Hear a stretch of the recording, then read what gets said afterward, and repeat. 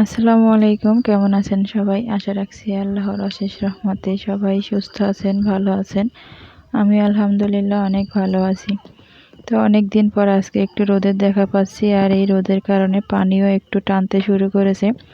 তা জোয়ারের পানি আসলে আমাদের বাড়ির চারপাশে সবসময়ই থাকে, বিশেষ করে এই বর্ষার দিনে একটু বাতাস হলে জোয়ারের পানি একদম উঠানে চলে আসে। তো আমাদের বাড়িটা একটু হালকা উঁচা দেখে উঠানে পানি নেই। সামনে আমার মামাতো ভাসুরের বাড়ি, ওনাদের বাড়ির উঠানে সবসময় জোয়ারের পানি থাকে। আর এই তো বাড়ির উঠানে একদম ভরে গেছে, আর এই কোলার পানিও অনেকটা টানতে শুরু করছে। কয়েকদিন আগে এই ধান গাছগুলো সব তলিয়েছিল, দেখা যাচ্ছিল না। তো এখন আজ 2 দিন ধরে আর কি দেখা যাচ্ছে পানিগুলো একটু টানতে শুরু করছে। আর ওইদিকে এই তো আমি হাঁস সকালবেলা ছেড়ে দিয়েছি। আমার হাঁসগুলো এই পানিতে সারাক্ষণই থাকে, বাড়ির কাছেই থাকে, দূরে কোথাও আর যায় না। আজকে রৌদ্র ওঠার কারণে আর কি সকাল সকালে কাপড় চোপড়গুলো ধুয়ে দিয়েছি। তো বেশ কিছুদিন বৃষ্টির কারণে বাচ্চাদের কাপড় চোপড় রান্না করার পর চুলার উপরে দিয়ে আর কি শুকানো লাগে। তো আজকে রৌদ্র দেখে অনেকগুলো কাপড় চোপড় আর কি ধুয়ে দিয়েছি সকাল সকাল।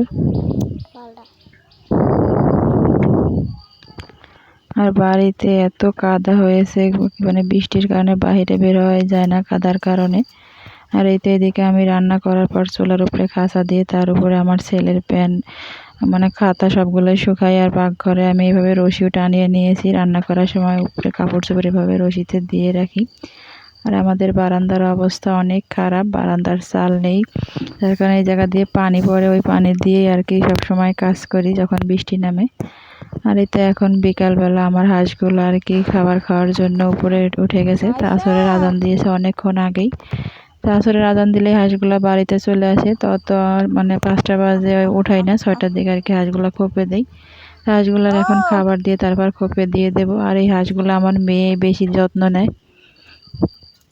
তা আমি আবার আমার মেয়েকে বলছিলাম খাবার আনার জন্য, ও আবার ঘর থেকে খাবার আনবে।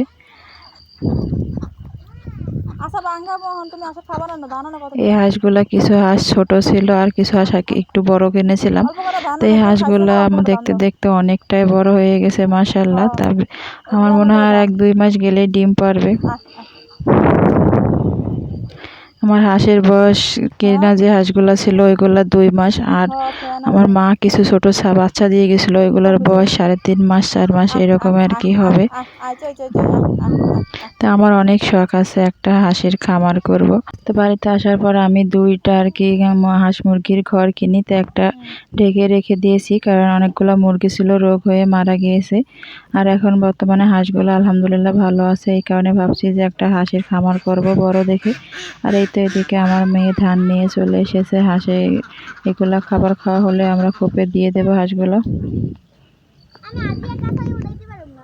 তো এই হাঁসগুলো যখন ছোট ছিল, হাঁসগুলো নিয়ে অনেক কষ্ট করেছি। ওরা সারাদিন কোলায় থাকতো, সন্ধ্যাবেলা খোপে আসতো না। আমি কয়েকদিন করে কোলায় নেমে নেমে তারপরে এই হাঁসগুলো বাড়িতে আনছি। তো এখন আলহামদুলিল্লাহ ওরা একাই বাড়িতে চলে আসে, এখন আর আমার এগুলো লড়াই আনা লাগে না। তো এবার আমি অল্প কিছু হাঁস পালছি, সামনের বছর আল্লাহ বাসায় রাখলে বেশি করে হাঁস কিনবো। তাই এখানে আমার 15টা হাঁস আছে। তা 10টা হাঁসি আর 5টা হাঁসা। তা সামনের বছর আল্লাহ বাসায় রাখলে আমি বেশি করে হাঁস কিনবো, যদি এগুলো ভালো ডিম দেয় তাহলে কিনবো। কারণ আমার একটা হাঁসের খামার দেওয়ার অনেক শখ। আর আমি একটা হাঁসের বড় ঘর করার পরে হাঁস আর কি বেশি করে কিনবো, কারণ এই খোপের মধ্যে 15 থেকে 20টা হাঁসের বেশি রাখা যাবে না, কারণ হাঁসের শরীর অনেক গরম। সকালবেলা যখন এই ঘরে তালা খুলি তখন ঘর থেকে গরমের একটা ধোঁয়া বের হয়। আর এই তো হাঁসের খাওয়া শেষ, এখন হাঁসগুলা খোপে চলে যাবে।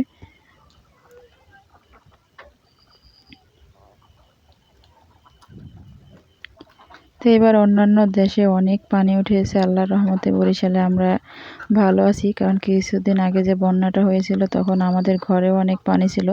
তখন আমার এই হাঁস মুরগি নিয়ে আমার অনেক কষ্ট হয়েছিল, যেহেতু ঘরের মধ্যে পানি ছিল। একটা রুমের ভিতরে বাচ্চা কাচ্চা নিয়ে হাঁস মুরগি কী যে একটা অবস্থা তখন হয়েছিল।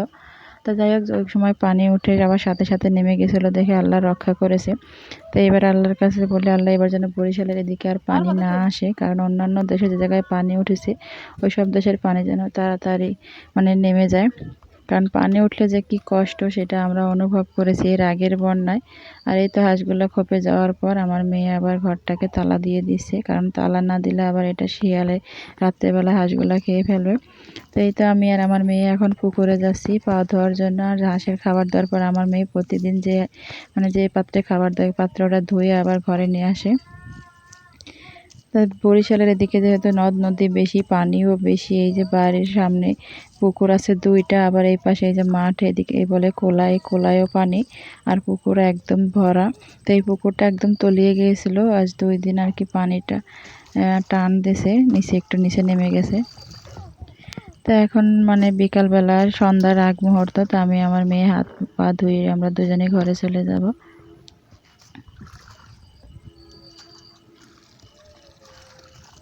পানি আনো দি, আমি একটু পাই নেই। তো সারাদিন অনেক রৌদ্রই ছিল, বিকালে একটু বৃষ্টি নামার পর বাড়ি ঘর আবার কাদা হয়ে গেছে, যার কারণে হাঁটলেই পায়ে কাদা লাগছে। না পাই দাও।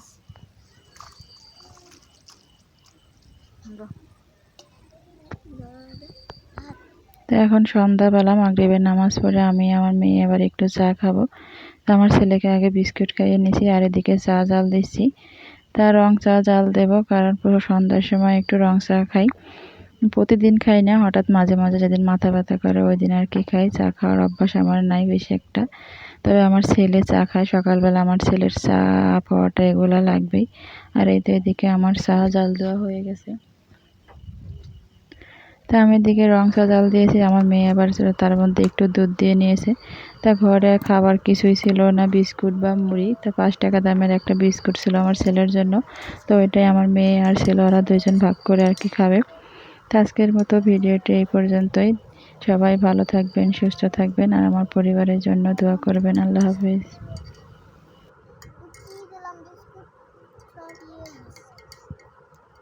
রবীন্দ্র রাখিস আছে না